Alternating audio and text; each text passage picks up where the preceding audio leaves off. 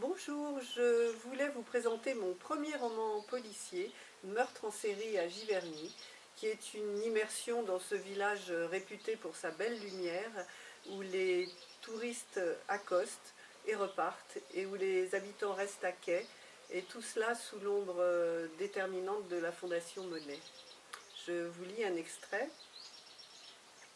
Des aboiements furieux lui firent relever la tête rapidement. Bon Dieu, mais qu'est-ce qu'ils ont à gueuler comme ça, ces foutus clébards?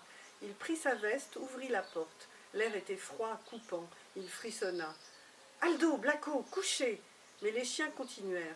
Il traversa la cour. Les hauts buissons qui servaient de mur sur la droite se détachaient en contre-jour d'une lune qui s'annonçait pleine, silhouette noire, bête fantasmagorique. Mais où sont-ils, ces cons de Klebs? Aldo! Un aboiement plus fort lui répondit. Max pesta, il avait oublié sa lampe électrique dans la maison. Et puis merde, la lune éclaire assez ce soir. Il s'avança vers le grillage qui servait de portail. Une boule de poils noirs fila à ras de terre. Aldo! Le chien continua sur la droite, en direction du parking de la salle des fêtes. Max suivit l'allée. Les voitures de ses voisins, garées sur le talus herbeux, luisaient sous la lumière froide de cette nuit d'automne. Il faisait particulièrement sombre sur ce chemin du Marais. La mairie n'avait toujours pas fait réparer les 2 lampadaires. Un léger voile de brume stagnait à 1 mètre du sol, filament évanescent rappelant la présence de leptes toutes proches qui s'enfonçaient dans ces terrains marécageux vers Gagny, cela jusqu'à la naissance de sa source à Forges-les-Eaux. Plus de traces d'Aldo. Seul le silence et la lune qui se frayaient un passage entre les branches des grands peupliers. Il allait rebrousser chemin lorsque quelque chose le heurta au mollet.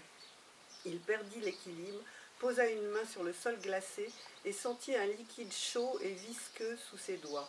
Il retira vivement sa main, se remit debout et avança d'un pas. Un gémissement se fit entendre. « Aldo ?» Là, à ses pieds, il vit une forme allongée. Il se baissa et toucha la chaude fourrure. Une langue lui lécha la main. « Mais bon Dieu, qu'est-ce qu'il y a, Aldo ?» Le chien gémit de nouveau.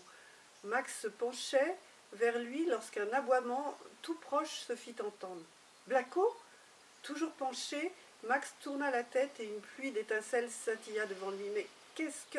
Un visage d'ange apparut dans la faible lueur orangée d'une cigarette en train de se consumer. Il écarquilla les yeux, le poing orangé se déplaça vers la gauche et tomba près de sa main en une multitude de petits points brillants. Une chaussure noire écrasa le mégot, une main gantée le ramassa. Max leva les yeux. Il eut juste le temps de voir un morceau de métal briller sous les rayons de la lune avant qu'une douleur terrible se propage de sa tête jusqu'au bout de ses bras. Les gémissements d'Aldo se firent de plus en plus lointains. Il lui sembla que la lune s'approchait dangereusement. La luminosité du disque blanc de l'astre se fit intense. Il n'y eut plus qu'une grande lumière qui envahit tout son esprit, puis plus rien. Il ne vit pas Aldo qui rampait vers lui. Il ne sentit pas la chaleur de Blacko contre sa cuisse. Sa main glissa sur la fourrure de l'animal et s'immobilisa dans la flaque de sang. Une silhouette se faufila entre les hautes herbes des talus. Les gémissements cessèrent et le silence recouvra le quartier du Marais. Merci.